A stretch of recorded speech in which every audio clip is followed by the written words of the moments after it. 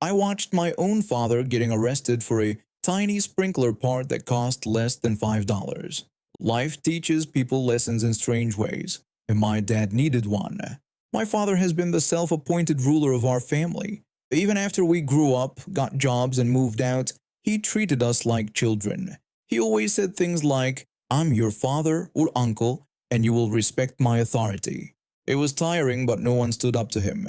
Everything changed on a Saturday when my father, my cousin, and I went to the gardening store. We needed parts to fix the sprinkler system at my dad's house, just connectors, a valve, and other small pieces.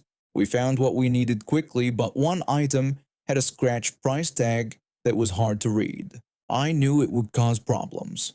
I told my dad the tag was damaged and we should find another one. He said it was fine. He ripped off the tag and put the item in his pocket. My cousin and I looked at each other in shock. I asked what he was doing and said it was stealing. He said they wouldn't notice, since it was small and had no tag to set off the alarm.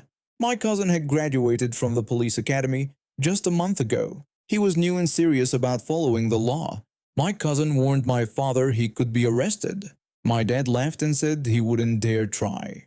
My cousin whispered to me, asking if I knew what he planned to do. I said yes and told him to go ahead. My father paid for the other items, ignoring the stolen piece in his pocket. When we passed through the security sensors, making the theft official, my cousin acted. He loudly said he was an off-duty police officer, gave his badge number, and said he saw my father hide merchandise and leave without paying. My dad looked shocked and confused, realizing his nephew was serious. A security guard came over and asked what was happening. My cousin said again he was an off-duty officer and explained what he saw. The guard told my father to empty his pockets. My father looked at me for help, but I stayed quiet. He emptied his pockets, revealing the stolen part. The guard told my father to come to the office because they had to report it. My dad complained it was just a small part and told us to explain who he was, but we said nothing. The guard took my father to the back office while we waited. About 20 minutes later, two officers arrived. My cousin explained what happened, and the store manager showed them the security footage of my dad taking the tag off and putting the item in his pocket. An officer told my dad he was being arrested for shoplifting. As they put handcuffs on him, he asked if we were really letting them take him in over a $5 part. I told him he was the one who stole it and dared my cousin to arrest him, so it was his fault. They took my father away in the police car. My cousin and I stood in the parking lot for a while. I asked if we went too far. He said my father needed to learn he wasn't above the law or anyone else in the family. My father spent the night in jail. The store pressed charges and he got a big fine, more than if he'd just bought the part. When we picked him up the next day, he was quiet. Family gatherings were awkward after that, with my dad being unusually reserved. But slowly things changed. He started treating us with respect, asking for opinions instead of giving orders. He even apologized to my cousin. We now call it the sprinkler incident, and we can laugh about it. My dad sometimes jokes about it too, though he's still embarrassed. A night in jail knocked him off his pedestal. It was exactly what he needed to see us as adults. This wasn't the first time my father had taken something without paying. He had a habit of pocketing small items from restaurants, hardware stores, and even family members' homes. My mother had covered for him for years, replacing items he took or making excuses. She called me that night, crying about how I let my cousin arrest him. I told her enabling his behavior had to stop. She hung up on me. 3 days later, she called back to apologize. My father had confessed to her about all the things he'd taken over the years. He started seeing a therapist to understand why he stole, despite having money. 6 months later, at Thanksgiving dinner, my father stood up and thanked my cousin and me. He said the arrest forced him to face his issues with control and entitlement. The therapy revealed his behavior stemmed from childhood poverty and fear. He went back to the gardening store with the manager's permission and worked 20 hours of community service in their garden center. My cousin got teased at the police station for arresting his own uncle, but his supervisor commended his integrity. Last week, my father helped my cousin move into his new house, carrying boxes and offering genuine advice without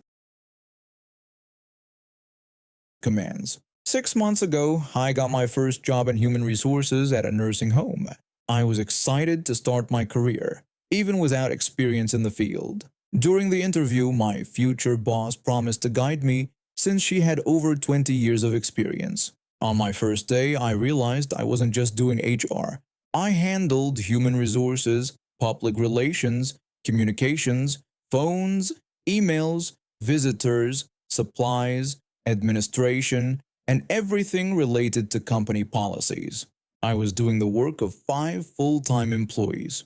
At first, my boss seemed understanding. We talked about the workload, which she said was difficult for both of us. She told me I was doing well and that she'd help me learn. I thanked her and told her I was determined to learn despite all the work. 2 weeks in, problems appeared. She couldn't answer my questions but kept asking me about tasks she should have known after doing them for decades.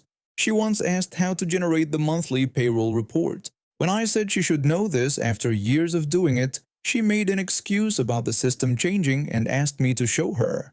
After a month, I became better at these tasks than she was after 20 plus years.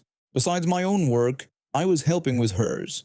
She made me sit beside her for half days, telling her how to do basic tasks. I suggested I could just do the reports myself, explaining it would be faster than teaching her each step. She refused, saying she needed to do her own work and just needed guidance. She always rejected these offers, thinking she was getting work done when I was basically doing it for her. After a month, she started taking long vacations. She was at work only 30% of the time. When there, she focused on what she called people managing, walking around, chatting with residents, families, and nurses instead of doing real work. I was left alone in a new job, doing her work and fixing her mistakes. When I warned her about deadlines we might miss, she'd just say empty words. Once when I told her budget reports were due Friday and I couldn't finish everything, she just said it was busy and the place would fall apart without me. But she never helped. Then when something went wrong, she'd talk about my mistakes and demand I fix them. One day really pushed me to quit. She returned from a 2-week vacation and called me to her office. She told me I'd made a serious mistake with a nurse's pay by not recording sick days. I explained the nurse got sick during the last 3 days of the month after the payroll deadline, so those days would be on next month's pay. She insisted I should have found a way and that it was my fault. I tried explaining I couldn't predict illnesses and the system wouldn't allow late changes. She dismissed my explanation and told me to fix it. This happened repeatedly. She blamed me for things I had warned her about. She spread this message to nurses who then treated me badly. A nurse confronted me in the break room, asking why I couldn't do my job properly. She said they were caring for people while I just sat at a desk making their lives harder. When I said I was doing my best with what I had, she told me my best wasn't enough, and the boss said I always made excuses. After 4 months, I quit. I had an exit interview with the regional director and explained everything, showing documents of my warnings, emails, and my workload. The director was surprised and thanked me for telling them. A week after I left, my boss had a burnout because she had to do her job without help. Temporary managers discovered what had been happening for 20 years under her leadership. A former co-worker texted that they fired the boss. They found she'd blamed employees for her incompetence for decades and had hidden complaints against her. They were restructuring the department and hiring 3 people to replace me. I felt relieved. After years of making employees miserable and pushing her work onto them, she faced consequences. They're still untangling the mess she left. I found a new HR job with reasonable expectations and a boss who knows what they're doing. I think about the stress sometimes, but I'm glad I left when I did. I'm caught in a car custody battle at 35 years old. Here's how it happened. I've known my buddy for 25 years since middle school. When his son was born 17 years ago, I became the uncle. The kid is exceptional, a year ahead in school, straight A student, and hasn't gotten into the party scene yet. My buddy and his ex split when their son was 8, with a shared custody arrangement and his ex as primary caregiver. Recently, his ex moved in with her new boyfriend, who brought his own kids and has another one coming with her. When my buddy's son got his driver's license, I offered him a job at my company. His dad bought him a used car for school and work. The kid loved that freedom and took it seriously. About a month ago, we found out the ex's boyfriend was using the kid's car and letting his 18-year-old son drive it too. This left my buddy's son stranded multiple times, looking for rides to school and work. My buddy was furious and confronted them. He asked why they were using his son's car without permission. His ex said the car was just sitting there most of the time. The boyfriend said they were one family now and shared everything. My buddy told them the car was in his name, bought for his son, not community property. The boyfriend said since the son lived under their roof, most of the time his things were theirs. My buddy warned that only his son could drive the car and he'd report it stolen if anyone else took it.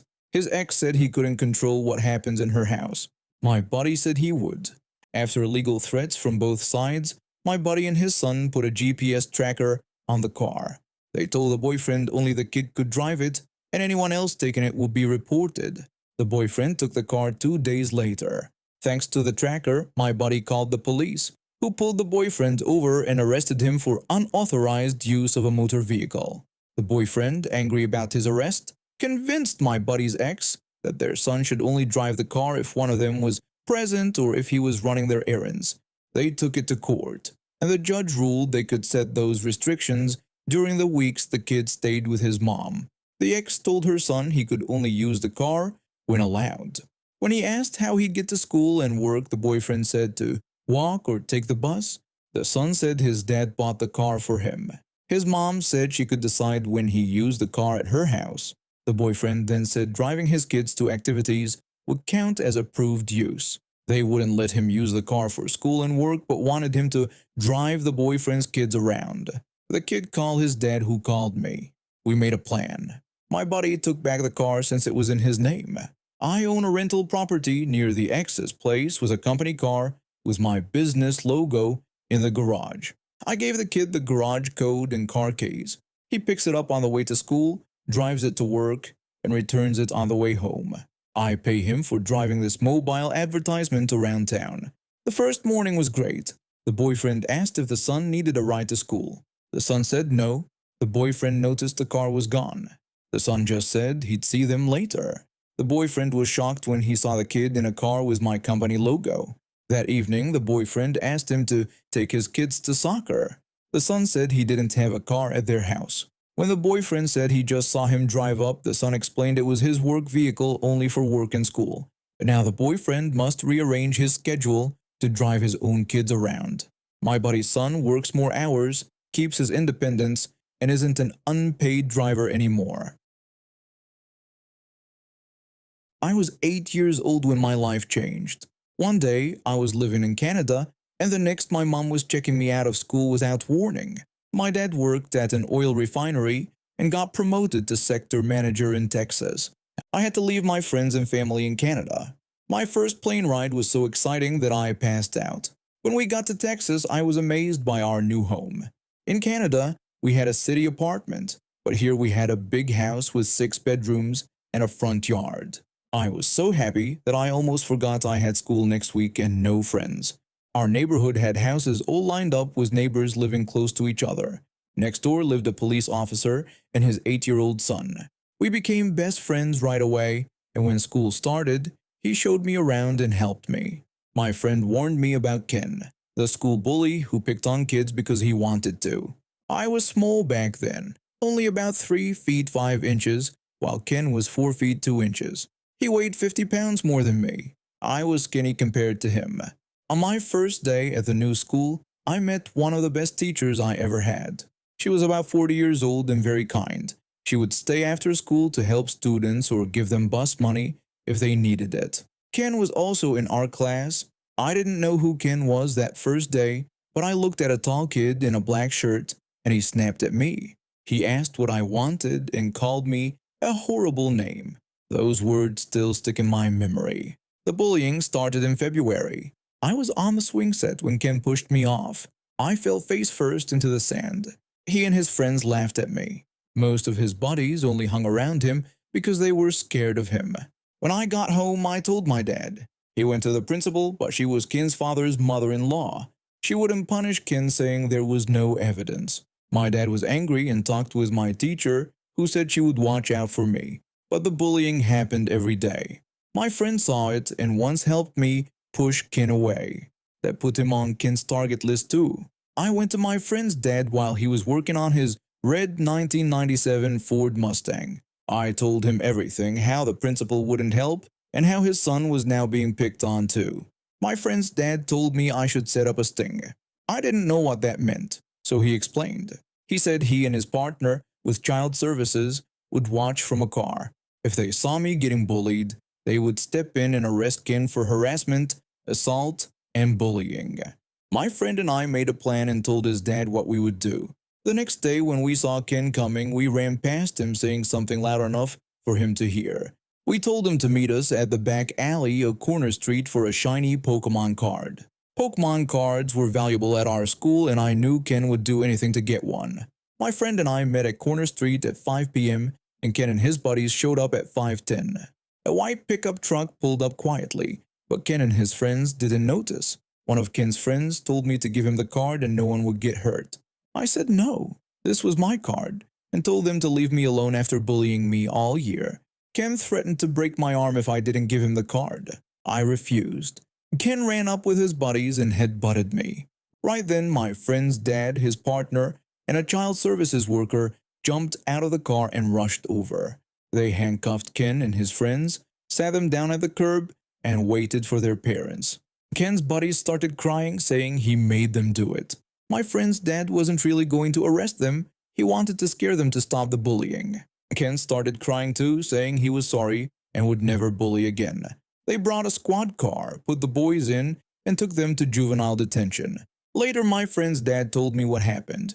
In juvie, they put the boys in a holding cell, which scared them badly. They all cried and asked for forgiveness. My friend's dad walked them, still handcuffed, around the facility, showing them the kinds of kids detained there and asking if that's where they wanted to end up. They cried more. Finally, their parents came for them. The principal was investigated for allowing bullying and Ken moved away. His former buddies changed completely in middle and high school. They became good students who were friendly with everyone.